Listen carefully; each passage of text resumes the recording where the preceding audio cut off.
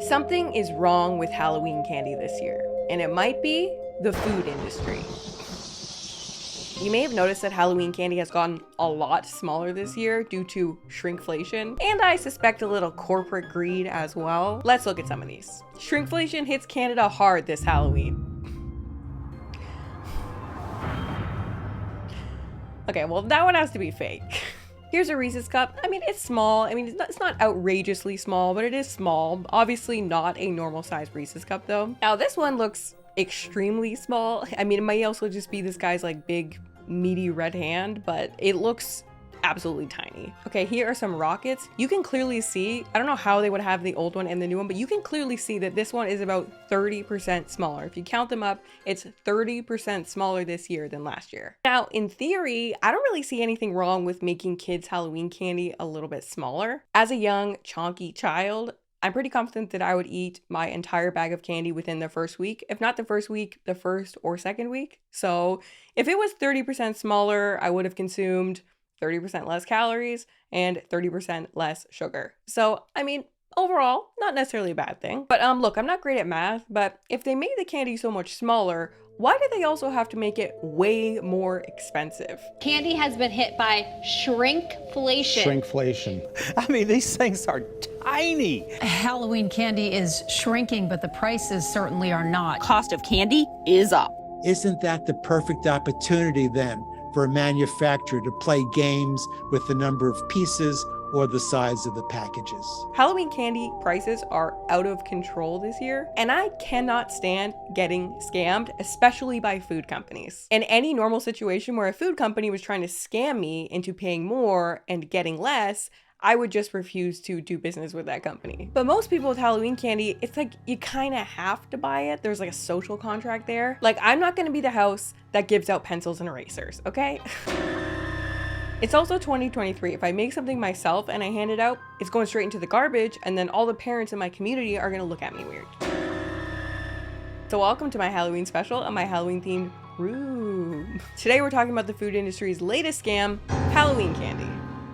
For years, I have been waiting for the opportunity to unleash my collection of Halloween royalty-free music and sound effects. So if you find my use of these excessive today, you know why. So I stumbled upon this Washington Post article on Halloween candy shrinkflation. And I actually laughed out loud reading it because it was that ridiculous. It turns out that Halloween candy companies are trying to play off this whole greedy Halloween shrinkflation scam as if they are doing it for our health. And I immediately just roll my eyes and laugh because look, okay, I know not everyone is as into the food industry drama as I am, and I'm working on making more videos so that we can be like on the same page about this. But these companies do not do things for our health. They actually actively harm our health, not intentionally, but just because they don't really care. And they will basically do anything they have to do to make more money. And they have a well-documented track record of this sort of behavior. So when they say, we're doing this because we care, that's a major red flag for me. But let's just read some of these news articles, aka PR pieces, put out by the food industry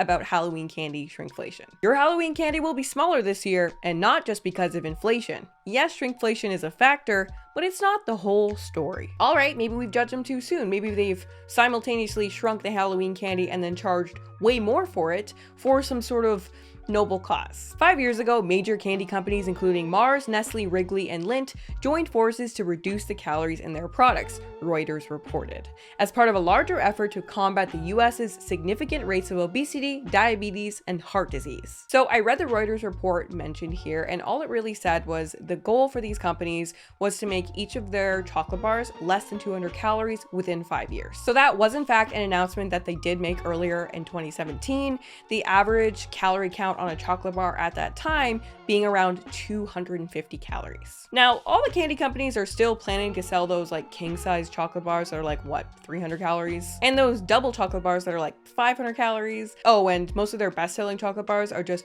completely exempt from the change. They will not be dropping in calories. Not to mention, Nestle, for example, is like the biggest food company in the entire world, and chocolate bars make up not even a fraction of products that they might sell that are contributing to the obesity epidemic, if that's the way they're looking at it. So it all just seems a little fishy to me, and in all likelihood, there's a different reason that they're shrinking the chocolate bars. But let's not get too far off track. What exactly does this 200-calorie rule have to do with Halloween candy anyway? Because a little Halloween chocolate bar, like, it's gotta be between like 50 to 60 calories. So they're naturally under 200 calories, so they already meet the requirements, so it doesn't really apply here. So again, it's a little fishy that this is supposed to be being done for our health and not for healthy profit margins. But let's look at Halloween and the candy company's behavior in general on the whole. Because in doing so, it becomes immediately obvious that the food industry says they're doing something that sounds really great and altruistic, but their actions indicate that this might not really be the case. And this next slide makes crystal clear why. Portions may be smaller, but temptation grows. According to the National Confectioners Association, before the pandemic, Halloween was an 8-week season. Now it's 10, even 12 weeks. That's a whole extra month for every drugstore in the country to have overflowing shelves of candy. Did anyone else notice how much earlier Halloween candy was being sold this year? It's been like Halloween since like July where I live. And Halloween candy hasn't been just being sold in drugstores. It's been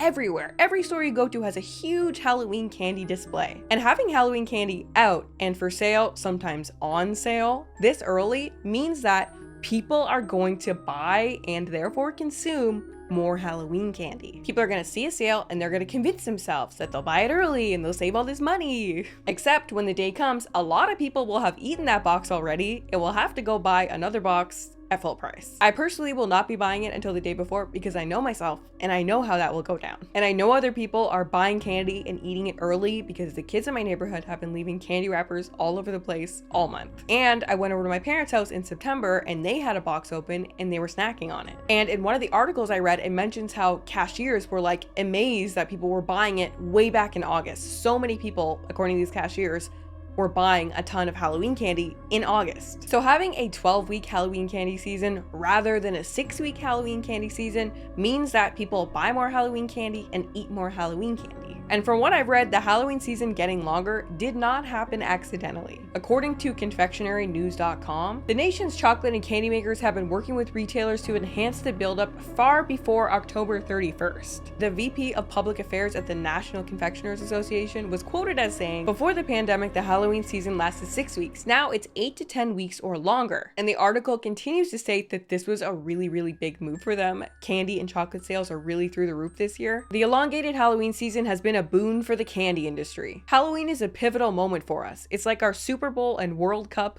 rolled into one. So here's the thing, almost all the Halloween candy sold on the shelves is sold by Nestle, Mars, Wrigley, Lindt, and Mondelez International, aka the companies that are claiming that they're trying to help you eat less sugar by shrinking the chocolate bars. So these companies suddenly reduced the size of the chocolate bar this year to help us eat less sugar. But at the very same time, for the first time ever, they worked hard to extend the candy season for 3 whole months in order to sell more sugar. Sounds like two things that don't make sense together. If you really wanted people to eat less sugar, you wouldn't be pumping it out 3 months early in order to sell as much of it as possible. Like, you can't have it both ways. And also, bringing it back to the shrinkflation problem, the Washington Post article defines shrinkflation as shrinkflation, the phenomenon of manufacturers reducing the size of their products rather than increasing the price. The idea behind shrinkflation is that you don't raise the price, you just shrink the product in order to cover your costs. But the candy companies are what? Double dipping?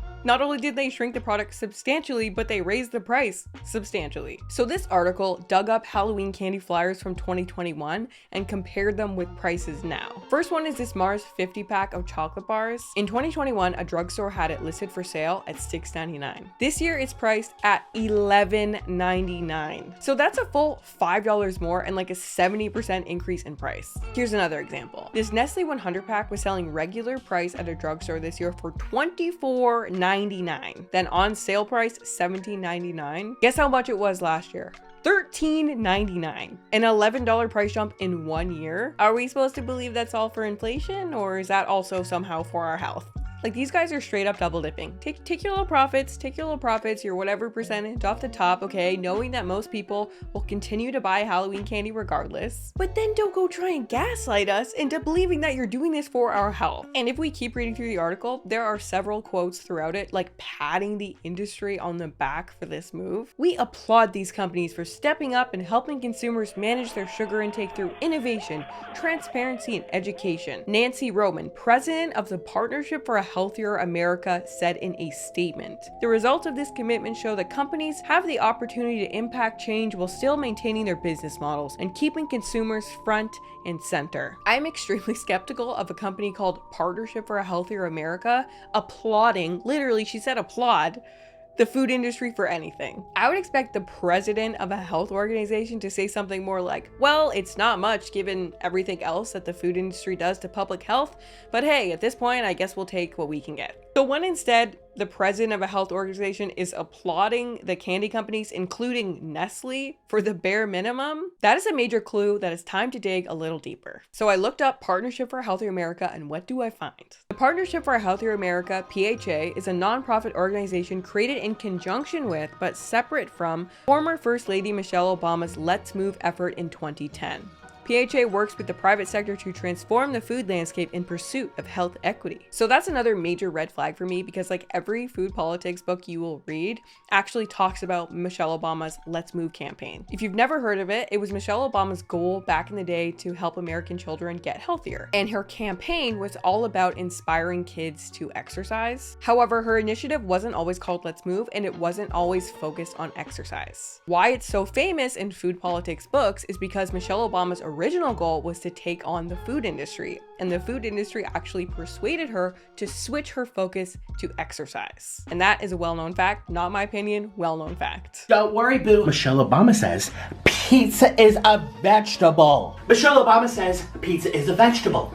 Michelle Obama says pizza is a vegetable. So the fact that this organization was trying to align itself with that moment in time, it made me even more suspicious. So I looked a little further, and what do we find? An academic paper titled Food Fraud and the Partnership for a Healthier America, a case study in state corporate crime. Not a great sign. Not a great sign.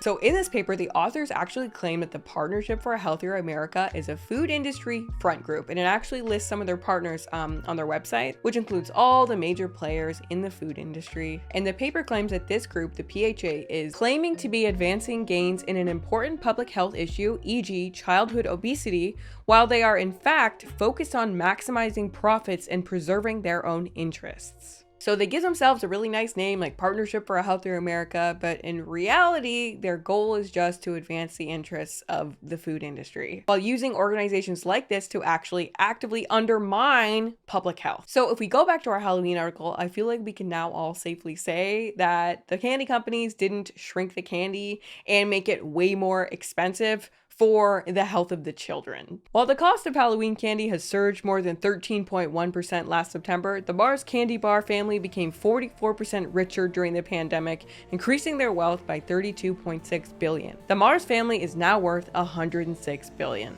Do you know what's scary? Corporate greed. Thank you guys so much for watching my Halloween video. See you in the next one.